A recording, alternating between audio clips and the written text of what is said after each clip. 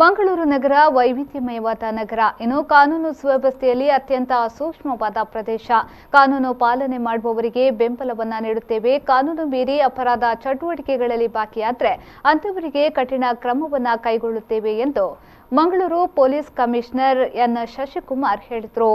ಅವರು ಮಂಗಳೂರಿನ ಪ್ರೆಸ್ ಕ್ಲಬ್ನಲ್ಲಿ ನಡೆದ ದಕ್ಷಿಣ ಕನ್ನಡ ಜಿಲ್ಲಾ ಪತ್ರಕರ್ತರ ಜೊತೆ ಸಂವಾದ ಕಾರ್ಯಕ್ರಮದಲ್ಲಿ ಮಾತನಾಡಿದರು. ಮಂಗಳೂರಿನ ಟ್ರಾಫಿಕ್ ಸಮಸ್ಯೆಗಳನ್ನು ಆದ್ಯತೆಯ ಮೇರೆಗೆ ತೆಗೆದುಕೊಳ್ಳುತ್ತೇವೆ. ಸಾರ್ವಜನಿಕರಲ್ಲಿ ಜನಸ್ನೇಹಿ ಪೊಲೀಸ್ ವ್ಯವಸ್ಥೆ ಮಾಡಲು ಇಲಾಖೆಯಿಂದ ಸೂಚನೆ ಇದೆ. ಆ ನಿಟ್ಟಿನಲ್ಲಿ ನಮ್ಮ ಪ್ರಯತ್ನಗಳನ್ನು ಮುಂದುವರಿಸುತ್ತೇವೆ. ಹಿರಿಯ ನಾಗರಿಕರು, ಹೆಣ್ಣು ಮಕ್ಕಳು ಮತ್ತು ಮಕ್ಕಳ ರಕ್ಷಣೆ ಮಾಡುವುದು ನಮ್ಮ ಆದ್ಯ ಕರ್ತವ್ಯ ಎಂದು ಹೇಳಿದರು. ಟ್ರಾಫಿಕ್ ಸಮಸ್ಯೆ ಇದೆ, ಅದನ್ನು ಆದ್ಯತೆ ಮೇಲೆ ತಗೋತೀವಿ. ಮತ್ತು ಸಾರ್ವಜನಿಕರಲ್ಲಿ ಒಂದು ಜನಸ್ನೇಹಿ ಪೊಲೀಸಿಂಗ್ ಮಾಡಬೇಕು ಅನ್ನುವಂಥದ್ದು ನಮ್ಮ ಇಲಾಖೆಯ ಸೂಚನೆ ಕೂಡ, ಸರ್ಕಾರದ ಸೂಚನೆ ಕೂಡ.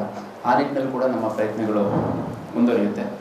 ಮುಖ್ಯವಾಗಿ ಯಾರು vulnerable sections of the society ಇದ್ದಾರೆ, ಹಿರಿಯ ನಾಗರಿಕರಿರ್ಬೋದು, ಮಹಿಳೆಯರಿರ್ಬೋದು, ಯುವತಿಯರು, ಹೆಣ್ಮಕ್ಳು, ಮಕ್ಕಳು, ಆಮೇಲೆ ಯಾರು ದುಡ್ಕೊಂಡು ತಿನ್ನುವಂಥವ್ರು, ಹಗಲು ರಾತ್ರಿ ದುಡಿತಾ ಇರ್ತಾರೆ, ರಾತ್ರಿ ಹೊತ್ತು ಕೆಲವು ಶಿಫ್ಟ್ಗಳಿದ್ದಂಥ ಸಂದರ್ಭದಲ್ಲಿ ಕೆಲವು ಜಾಗಗಳಲ್ಲಿ ದುಡಿತಾ ಇರ್ತಾರೆ, ಮತ್ತು ಬೇರೆ ಬೇರೆ ಊರುಗಳಿಗೆ ಹೋಗ್ಬಿಟ್ಟು ಜೀವನೋಪಾಯಕ್ಕೆ ಓಡಾಟ ಮಾಡ್ತಾ ಇರ್ತಾರೆ. ಅಂಥವರೆಲ್ಲರದ್ದು ರಕ್ಷಣೆ ಮಾಡುವಂಥದ್ದು ನಮ್ಮ ಆದ್ಯ ಕರ್ತವ್ಯ.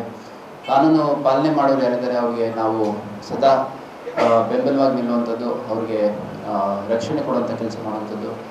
ಅದೇ ರೀತಿ ಯಾರು ಕಾನೂನು ಮೀರಿ ಸಮಾಜ ವಿರೋಧಿ ಚಟುವಟಿಕೆಗಳು ಮಾಡ್ತಾರೆ ಅಂಥವ್ರ ವಿರುದ್ಧ ಕಠಿಣ ಕ್ರಮ ತಗೊಳ್ಳೋದ್ರ ಮುಖಾಂತರ ನಾವು ನಮ್ಮ ಜನಸ್ನೇಹಿ ಪೊಲೀಸಿಂಗ್ ವ್ಯವಸ್ಥೆನ ಹೆಚ್ಚು ಬಲಗೊಳಿಸಬೇಕಾಗಿದೆ.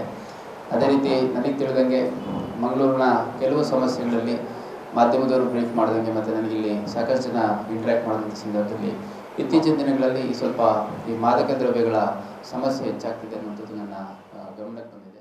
ಈ ಸಂದರ್ಭ ದಕ್ಷಿಣ ಕನ್ನಡ ಜಿಲ್ಲಾ ಕಾರ್ಯನಿರತ ಪತ್ರಕರ್ತರ ಸಂಘದ ಅಧ್ಯಕ್ಷರಾದ ಶ್ರೀನಿವಾಸ್ ಸಿಂದಾಚೆ, ಅಣ್ಣು ಮಂಗಳೂರು ಉಪಸ್ಥಿತರಿದ್ದರು.